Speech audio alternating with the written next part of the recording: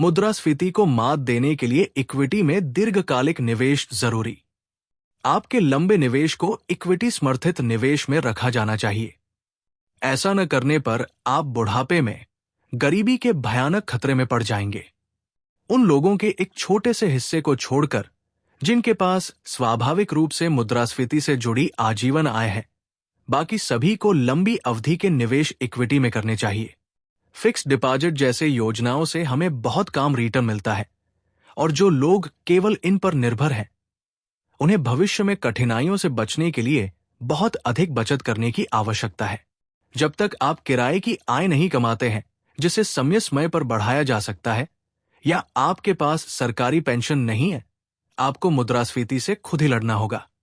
आप इस लड़ाई को कैसे लड़ेंगे? आपके पास केवल एक ही हथियार है, जो इक्विटी समर्थित निवेश है।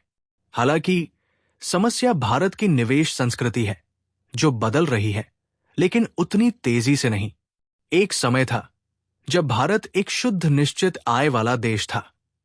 मुट्ठी भर सट्टेबाजों को छोड़कर सभी वित्तीय निवेश किसी न किसी तरह की जमा राशि में किए जाते थे। ये कम से कम 1990 के दशक के मध्य तक सच था।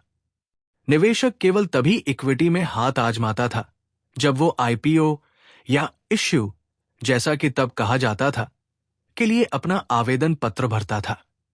और किसी भी मामले में इस इश्यू को तर्कसंगत निवेश से अधिक लॉटरी टिकट के रूप में देखा जाता था। फिर 1990 के दशक के मध्य से एक छोटी लेकिन अलग इक्विटी संस्कृति उभरी, जहां व्यक्तियों ने उचित संख्या में इक्विटी म्यूचुअल फंड में निवेश करना शुरू कर दिया।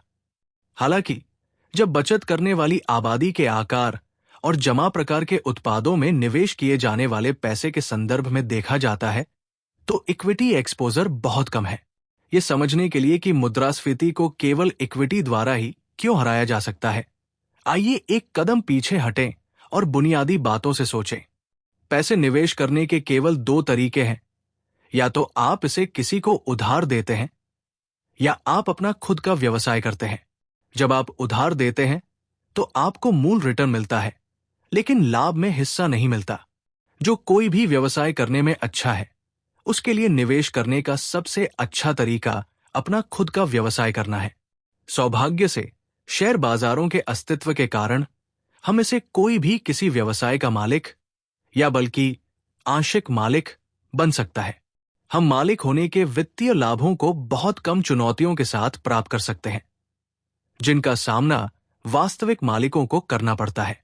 इसका मतलब है इक्विटी में निवेश करना। इक्विटी का मतलब शेयर खरीदना हो सकता है, लेकिन शुरुआती लोगों के लिए इसका मतलब आमतौर पर इक्विटी आधारित म्यूचुअल फंड में निवेश करना होता है। ये एक हठधर्मी कथन की तरह लग सकता है, लेकिन ये वास्तव में एक यथार्थवादी कथन है। इसे समझने के लिए किसी को इक्विटी लाभ के स्रोत को समझना चाहिए। लाभ का अंतिम स्रोत अर्थव्यवस्था की सामान्य वृद्धि है। औसतन शेयरों को कम से कम अर्थव्यवस्था की वृद्धि के बराबर दर से बढ़ना चाहिए, और मुद्रास्फीति की दर अर्थव्यवस्था की वृद्धि में अंतर्निहित है। यदि मुद्रास्फीति 5% है और वास्तविक अर्थव्यवस्था 5% की दर से बढ़ती है, तो कुल मिलाकर शेयर 10% के बराबर हो सकते हैं, और ये सिर्फ औसत है।